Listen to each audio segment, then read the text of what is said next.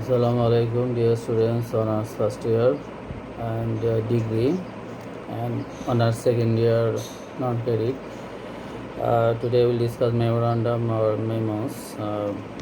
আমাদের ক্লাস শুরুর আগে আমরা জানিনি যে মেমোরান্ডাম বা মেমোসটা আসলে কি। এটা হচ্ছে ডেফিনিশন সম্বন্ধে আলোচনা করে নিই আমরা। তো মেমোরান্ডাম পপুলার নাউন অ্যাজ মেমোস, এটা হচ্ছে একটা অফিসিয়াল একটা চিঠি। এদের অফিসের মধ্যেই এটা দেওয়া হয়ে থাকে।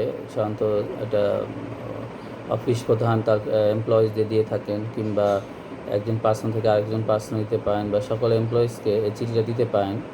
আমরা এটাকে অফিস লেটার বলতে পারি, এবং যেটাতে অনেক সময় স্মারক নম্বর আমরা ফেলি, আমরা রেফারেন্স ফেলতে পারি। তো সেই তো বেসরকারি প্রতিষ্ঠান মনে সেই স্মারক নম্বরটা ফেলে না হয়তো, কিন্তু তারা এই চিঠি আদান প্রদান করে থাকে অফিসের মধ্যে। তো এটাই আমরা সাধারণত বলে থাকি যে মেমোরান্ডাম বা মেমোস। তো আমরা একটু সংজ্ঞাগুলো আসি, তারপরে আমরা একটা মেমোরান্ডাম তৈরি করার মডেল দেখাবো আমরা। Memorandum, popularly known as memos. Memos are written internal communication to exchange information relating day-to-day function within the organization. তো এটা হচ্ছে আমাদের দেখছি যে ইন্টারনাল কমিউনিকেশন, অর্থাৎ মেমোরান্ডামটা বাইরের জন্য না, বাইরে এক অফিস থেকে আরেক অফিসে যাচ্ছে তা না, এক অফিসের মধ্যে থাকছে।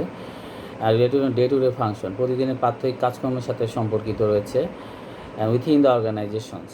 Memorandum is a form of letters written inside the business. The literal meaning of the word memorandum is a note to assist the memory. আর লিটারাল মিনিং হচ্ছে এক ধরনের নোট যেটা অ্যাসিস্ট করতে মেমোরিকে অ্যাসিস্ট করে থাকে। তো আমরা আমাদেরকে স্মরণ করিয়ে দেওয়া, মনে করিয়ে দেওয়া। Memos are call to communicate. Memos are use to communicate with other employees. তাহলে মেমোরান্ডামের কাজ হচ্ছে কমিউনিকেট করা, অন্যান্য যে কর্মচারী রয়েছে চাকরিজীবীর মানে অফিসের মধ্যে, তাদের সাথে কমিউনিকেট করা হচ্ছে মেমোরান্ডামের কাজ, ব্যবহার করা হয় memorandum. So memo is a written communication from one person to another or group of people within the same organization. তাহলে এই মেমোরান্ডামটা এক পার্সন থেকে আরেক পার্সন হতে পারে, বা অফিসের অন্যান্য স্টাফ হতে পারে। So memorandum or memos are an internal short notes or letter in which information exchange among superiors and subordinates or same portion of employees in the organization structure. তাহলে মেমোরান্ডামের স্ট্রাকচারটা আমরা বোঝা গেল যে মেমোরান্ডামের সংজ্ঞাটা হচ্ছে যে একই অফিসের মধ্যে অফিস প্রধান বা সিনিয়র অফিসার তার এমপ্লয়িজদেরকে দিচ্ছে, বা এক অফিসার আরেক অফিসারকে দিচ্ছে। এইগুলোই হচ্ছে আমাদের মেমোরান্ডাম। তবে শর্ত হচ্ছে যে একই অফিসের মধ্যে থাকছে, অফিসের বাইরে যাবে না।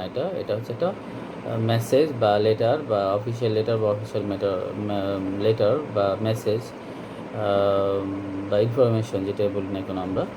তো মোটামুটি আমার মেমোরান্ডাম সম্বন্ধে আইডিয়া জানলাম। মেমোরান্ডাম অনেকগুলো সুবিধা আছে, যেমন এটা কস্ট ইফেক্টিভ, যেহেতু একই অফিসের মধ্যে হচ্ছে কস্ট ইফেক্টিভ, এবং এটা ডকুমেন্ট হিসেবে থাকছে, এবং মেমোরান্ডাম হচ্ছে গিয়া টাইম সেভিংস, খুব দ্রুত এটা টাইম সেভ করছে, এটা সংরক্ষণ করে রাখা যাচ্ছে। আর এটা হচ্ছে কমিউনিকেশন বাড়াচ্ছে, অফিসের এমপ্লয়িজ এবং মধ্যে একটা কমিউনিকেশন বাড়াচ্ছে। তো এটা হচ্ছে একটা প্লাস পয়েন্ট। তো আমরা এখন একটা মেমোরান্ডাম আমরা দেখবো, একটা বা দুটো আমরা মেমোরান্ডাম দেখবো যে কীভাবে মেমোরান্ডাম বা করতে হয়। এটা কয়েক ধরনের স্ট্রাকচারই করা যায়। আমরা দেখবো যে স্ট্রাকচারগুলো কীভাবে, মেমোরান্ডামগুলো কীভাবে লিখতে হয় সেটা আমরা এখন দেখবো। আমরা প্রথমে একটা মেমোরান্ডাম দেখছি, সেটা হচ্ছে যে মেমোস to all stuffs advising them well mannered with clients. এখানে একটা মেমো লিখতে বলেছে স্টাফদের উদ্দেশ্যে, অ্যাডভাইস দেওয়া তাদেরকে যাতে ওয়েল ম্যানার্ড হয়, ক্লায়েন্টদের সাথে ভালো ব্যবহার করে, সেজন্য আমাদের এখানে দেওয়া হয়েছে। আর এখানে আমরা একটা উদাহরণ দিচ্ছি, যেমন একটা ব্যাংক আমরা নিতে পারি, এবি ব্যাংক লিমিটেড। এখানে আমরা ব্যাংকের নামটাও একদম আমরা ফ্রন্ট পেজে লিখবো, হেডলাইনে ব্যাংকের নামটা লিখবো। আমরা রেফারেন্স দিতে পারি, যদি সূত্র থাকে তাহলে আমরা সূত্র দিব, যে কোনো আদেশের পরিপ্রেক্ষিতে করা হয়ে থাকলে সে আমরা রেফারেন্স নাম্বার দিয়ে দেবো, এবং তারপর রেফারেন্সের পরে রেফারেন্সের ডেটটা দিব আমরা। আমাদের যেটা শুরু হবে মেন স্ট্রাকচারে, যেমন এখানে টু আছে, টু হচ্ছে কাদের প্রতি দিচ্ছি আমি এই মেমোরান্ডাম বা চিঠিটা, আমি কাদেরকে দিচ্ছি, the staffs are the officers, the stuffs বা এমপ্লয়িজও আমরা লিখতে পারি এখানে। আর এখানে হচ্ছে তারপরে ফ্রমটা হচ্ছে কার কাছ থেকে এই মেমোরান্ডামটা চিঠিটা ইস্যু হয়েছে, যেমন আমরা ম্যানেজার দিয়েছি, manager AB bank limited Motijheel branch.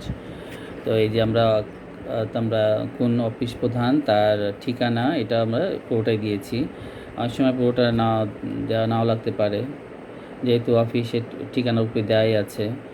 তারপর দেওয়া যেতে পারে ম্যানেজার, শুধু ম্যানেজার লিখলে অনেক সময় হয়। The manager AB bank limited and Motijheel branch, কোন ব্রাঞ্চে সেটা উল্লেখ করে দিলাম।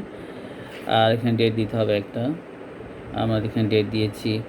আর ডেট হচ্ছে 6 অক্টোবর 2020 বা 7 অক্টোবর, যেটাই বলি না এখন, 8 অক্টোবর, যখন ডেট দেওয়া হবে সেই ডেটটা। এখন এখানে একটা সাবজেক্ট আসবে, সাবজেক্ট হচ্ছে টু বি ওয়েল ম্যানার্ড। এখানে একটু স্পেস নাই, এখানে একটু স্পেস হবে, সাবজেক্টটা আর একটু নিচে আনবে, মাঝামাঝি থাকবে। সাবজেক্ট হবে to be well mannered with the ক্লায়েন্টের সাথে ভালো ব্যবহার নিয়ে। বিষয়টা হচ্ছে এটা, এখানে আমরা হাইলাইট করে দিয়েছি সাবজেক্টে লিখে। আর দিস ইজ টু ইনফর্ম, এরপর আমরা লেটারটা লিখবো, যে লেটারটা আমরা লিখবো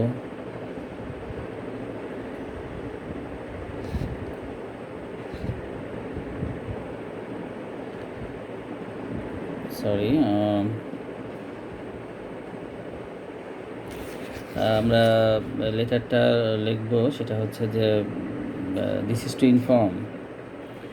to inform all stuffs of the bank that employees of this bank have a lack of sincerity to our honorable clients. এখানে বলা হচ্ছে যে সবার জ্ঞাতার্থে জানানো যাচ্ছে যে অল দ্য স্টাফস, এবং ব্যাংকের সকল স্টাফদেরকে বা জানানো যাচ্ছে যে আমাদের এমপ্লয়িজ অফ দিস ব্যাংক, এই ব্যাংকের এমপ্লয়িজদের সিনসিয়ারিটি ঘাটতি রয়েছে আমাদের সম্মানিত ক্লায়েন্টদের প্রতি। তো the staffs are concentrating, the staffs are concentrating on their duties properly. The staffs are not concentrating হবে, প্রপারলি কনসেন্ট্রেট দিচ্ছে না, তাদের ডিউটির প্রতি মনোযোগ দিচ্ছে না। and this will destroy the reputation of the bank. So এটা কী করবে, ব্যাংকের সুনামটাকে ধ্বংস করে দেবে। এই জাতীয় কথাগুলো লিখতে হবে, বিভিন্ন ধরনের কথাগুলো লিখে। And this will destroy the reputation of bank, and in that way the bank may get the less profit. তো এইভাবে ব্যাংক তাদের লেস প্রফিট হতে পারে, মানে লাভজনক প্রতিষ্ঠান নাও থাকতে পারে। So you are requested to be dutiful. এখানে তারপরে পরামর্শ দিতে হবে যে তাদেরকে করণীয়টা কী। সো ইউ আর রিকোয়েস্টেড, অনুরোধ করা যাচ্ছে, হ্যাঁ, এটা একটা ফর্মাল ভাষা। আই এম রিকোয়েস্টিং ইউ এরকম না হবে, ইউ আর রিকোয়েস্টেড, এটা হচ্ছে ফর্মাল একটা language. You are requested to be dutiful and well mannered with the clients. ভালো ব্যবহার করবেন এবং দায়িত্বশীল হবেন ক্লায়েন্টের প্রতি, আপনাদেরকে অনুরোধ করা হচ্ছে। Always remember that the clients are valuable to valuable to us. মনে রাখতে হবে, স্মরণ রাখবে যে ক্লায়েন্টস হচ্ছে আমাদের জন্য খুব মূল্যবান। and they are our capital, এবং তারা হচ্ছে আমাদের পুঁজি। they are our capital। এই জাতীয় কিছু কথা আমাদের বলতে হবে যে inspiring speech, we should give best service to them, আমাদের উচিত তাদের সেরা সার্ভিসটা দেওয়া। এখানে কথা আমরা শেষ করলাম, এবং এরপরে থ্যাঙ্কিং ইউ, থ্যাঙ্ক জানিয়ে আমরা এখান ম্যানেজার, এখানে আমরা নাম দিব, কাল্পনিক নাম দিব এখান, এবং তারপরে ব্যাংক ম্যানেজার লিখলেই হবে, ব্যাংকের নাম আর লেখার দরকার নেই, কারণ ব্যাংকের নাম উপরে লেখা আছে। তো এটা একটা মডেল আমরা দেখলাম।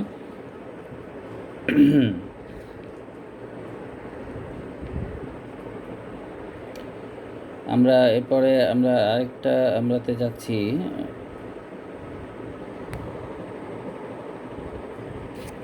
আমরা আরেকটা মডেল টেস্টে যাচ্ছি, সেটা হচ্ছে যে look at this, write a memo to your staffs not to leave office before 4 p.m. এখানে অফিসে কর্মচারীরা যাতে 4টার আগে অফিস ত্যাগ না করে সেজন্য তাদের উদ্দেশ্যে একটা মেমো বা চিঠি ইস্যু করা হয়েছে। আমরা কিন্তু অফিসের নাম না লিখে সরি মেমোরান্ডাম উল্লেখ করে দিয়েছি, এভাবেও করা যায়। এখানে কোনো স্মারক টারক নাই। এখানে একটু কার উদ্দেশ্যে দেওয়া হচ্ছে to all the employees or the stuffs, সকল এমপ্লয়ি অথবা স্টাফদের উদ্দেশ্যে বলা হয়েছে। ফ্রম এম হোসাইন ডিরেক্টর, এখানে আবার নাম ব্যবহার করা হয়েছে। এম হোসাইন ডিরেক্টর, প্রতিষ্ঠানের নামটা এখানে উল্লেখ করা হয়নি। আর ডেট দেওয়া হয়েছে 6 অক্টোবর 2020। তো সাবজেক্ট হচ্ছে, এখানে সাবজেক্টটা দেখুন একটু নিচে দিয়ে সাবজেক্ট, আর এই লেখাগুলো একদম সবগুলো একদম বরাবর আসছে, সবগুলা এই একই লাইনে আসছে লেখাগুলো। সাবজেক্ট লিখবো আমরা early leave of employees from the office, তো অফিস থেকে আর্লি লিভ নেওয়া, এই বিষয়টা আমরা উল্লেখ করবো সাবজেক্টে, যে কোন বিষয়ে আমরা এই চিঠিটা ইস্যু করছি। This is to inform all the employees of this office are requested, inform of this office are requested not to leave the office early. আচ্ছা, এখানে ইনফর্ম করা হচ্ছে সকল they should all the employees of this office they should not leave early in the office. তো এখানে হচ্ছে যে inform করা হচ্ছে যে সকল এমপ্লয়ি অফ দিস অফিস, এই অফিসের সকল এমপ্লয়ি হচ্ছে যে তারা যেন অফিসে আগেই লিভ না করে। And the employees must not leave before 4 PM, এমপ্লয়িরা 4টার আগে অফিস ত্যাগ করবে না। And you all are individually very important to run the office, আপনার প্রত্যেকেই অফিসের চালানোর জন্য গুরুত্বপূর্ণ person. and leaving early hampers the official activities, এখন আগে ত্যাগ করলে অফিসের কার্যক্রমে ব্যাঘাত ঘটে। I hope that you all will be more sincere about the work and your duties and not leave office before 4 PM, তো আমি আশা করি যে আপনারা সকলেই তাদের কাজের প্রতি সিনসিয়ার এবং 4টার আগে অফিস ত্যাগ করবেন না। এখানে হচ্ছে দ্য ডিরেক্টর, নিচে দ্য এম হোসেন, এখানে আমরা ডিরেক্টরের নাম দিয়েছে ডিরেক্টর, এখানে নাম আগে ছিল, এখানে নাম পরে নিচে দিয়েছে। এটাও হয়, এটাও এক ধরনের স্টাইল পদ্ধতি লেখার। তাহলে এখানেও কিন্তু আমরা যদি লক্ষ্য করি যে সবগুলো কিন্তু এক বরাবরই লিখেছে। এখানে এটা পার্থক্য আগেরটার সাথে ছিল, অফিসের নাম দিয়েছে, এখানে অফিসের নাম দেয়নি। মেইন পার্টগুলো কিন্তু হচ্ছে যে টু কাকে লিখছি আর ফ্রম কার থেকে আসছে চিঠিটা, এবং এরপরে সাবজেক্ট হচ্ছে এটা কোন বিষয়ে আমি লিখছি। এরপর আমি বলবো যে আমি যে অভিযোগ নিয়ে কথাটা বলবো সেটা নিয়ে বলবো, উপদেশমূলক কথা বলবো, এবং তারপরে আমরা থ্যাঙ্ক জানাবো, রিকোয়েস্ট করব যেন না করা হয় বা এই জাতীয় কথাগুলা। এবং সবশেষে যে বক্তব্য দিচ্ছে তার ঠিকানাটা, পরিচয়, এটা হচ্ছে মূলত স্ট্রাকচার মেমোরান্ডাম লেখার। অর্থাৎ উপরের অংশ যদি আমরা দেখি ইন্ট্রোডাকশন লাইন, তারপরে মাঝখানে একটা বডি, এবং লাস্টে আমাদের যেটা বলি যে উদ্দেশ্যে যে চিঠিটা দিয়েছে তার সিগনেচার বা তার পরিচয়টা আর কি। এভাবে আমরা করতে পারি। মেমোরান্ডাম আমরা আরও অনেক কিছু দিয়ে করতে পারি, যেমন আমাদের একটা হচ্ছে অফিসে আমরা দেখলাম আমরা 4টার আগে ত্যাগ না করা, অফিসে নিয়মিত উপস্থিত হওয়া নিয়ে একটা মেমোরান্ডাম করতে পারি। সময় মতো অফিসে উপস্থিত হওয়া, to be punctual in office, এটা নিয়ে মেমোরান্ডাম হতে পারে। অফিসের মধ্যে কোনো ধরনের ধূমপান না করা, স্মোকিং না করা, এটা নিয়ে একটা আমরা মেমোরান্ডাম করতে পারি, মেমোস হতে পারে। কিংবা আমাদের অফিসের পরিষ্কার পরিচ্ছন্ন রাখা, নোংরা না করা, এটা একটা মেমোরান্ডাম হতে পারে। এবং যেটা হতে পারে অফিসের ব্যয় সংকোচন নিয়ে মেমোরান্ডাম হতে পারে, খরচ কমানো নিয়ে একটা মেমোরান্ডাম হতে পারে। এবং অফিসে অহৈতুক গল্প গুজব বা আলাপচারিতা এই জিনিসগুলো না দিয়েও আমাদের মেমোরান্ডাম হতে পারে। তো নানা বিষয় এই মেমোরান্ডামগুলো হতে পারে। আমরা আজকে আমাদের ক্লাস এ পর্যন্তই। আমরা আজকে সবাইকে ধন্যবাদ জানাচ্ছি। আসসালামু আলাইকুম।